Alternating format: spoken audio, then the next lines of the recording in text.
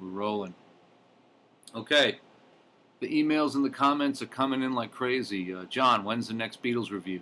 When are we going to see another Beatles review? How much longer till we see a Beatles review? Are you doing any more Beatles reviews? I want to see Sgt. Pepper. I want to see this. I want to see that. Well, now here it is. You know, the way I like to do them, it's time consuming with all the jump cuts and the edits and the fancy schmanciness. So I just decided I'm going to sit here in my room and talk about my CDs and show you my stuff, like my good buddy Joseph O'Donnell over there in the UK. Nothing fancy. He just sits there and shows you his stuff. So that's what I'm going to do, and if you can handle that, and if that's entertaining for you, then right on. And if not, and you want me to do my fancy schmancy stuff, well, just come on over and babysit for me sometime, so I can edit video. So what was I going to do? I wanted to do With the Beatles and Please Please Me simultaneously. The first two albums. Bang, bang. 11 hours of studio time. Bang, done. This one took even longer. These both sound great. Stereo and mono, they both sound great. I had the chance to sit and listen to both of these all the way through in the car. And it's pretty sweet. These are the mono covers. I've gone over these the mono covers in the past with the plastic wrap and the inner sleeve inside the inner sleeve. The discs, you know, of course, they look, you know, like the old Parlophone label. The cool thing, though, is that Please Please Me has a different label look to it. I guess this is what Parlophone's label looked like in '62. If I have to choose one, I would choose the mono for the early stuff.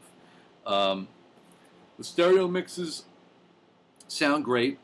They really did a job on them. They boosted the bass. Everything's a lot clearer. Like I've said before, it's like the music had been in a glass box before, and now it's breathing.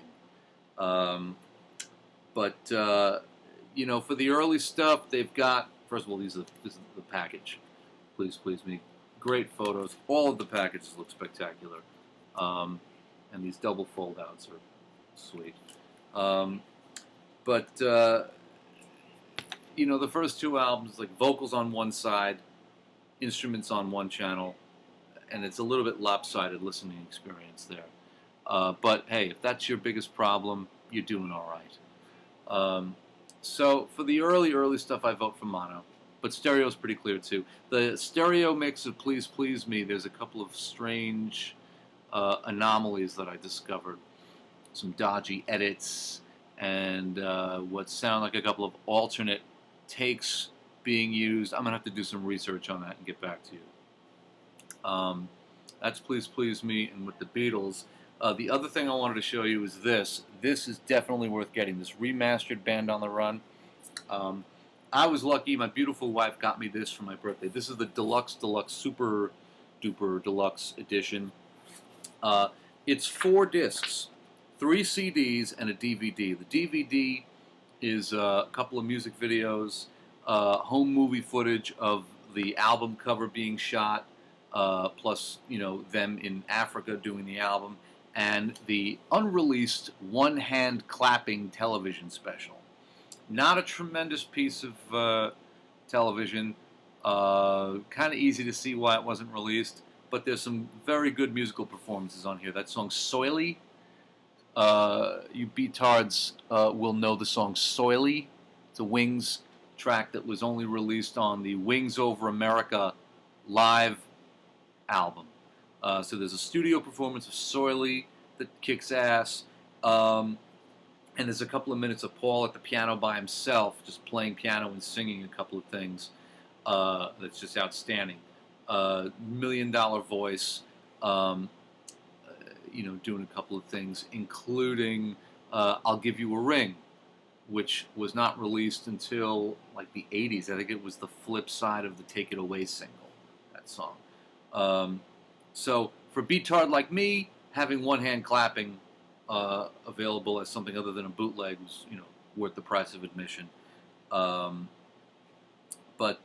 otherwise, you've got the remastered album, a couple of bonus audio tracks, basically the audio of things from one hand clapping, the audio documentary of the making of Band on the Run that was on the 25th anniversary reissue of Band on the Run.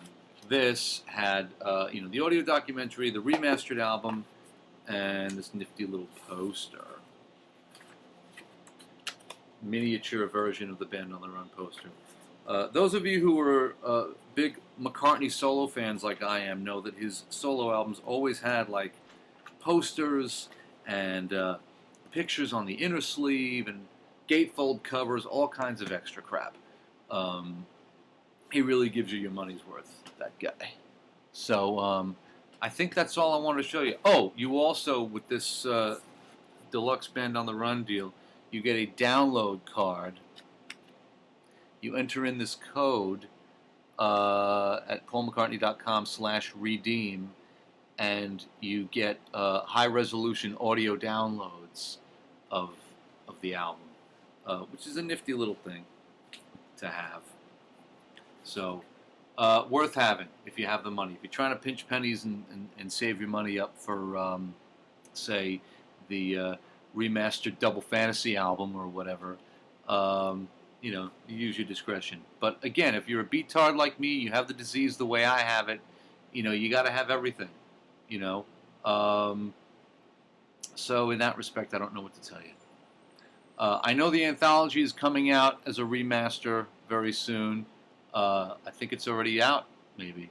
I'm pretty sure the video is up on iTunes, I think. I'm not really sure. And a couple of people have been asking me, is this worth having? I don't know. I haven't heard it. Haven't heard it yet. Couldn't tell you. There's not much at stake when you buy Beatles product. Not, you're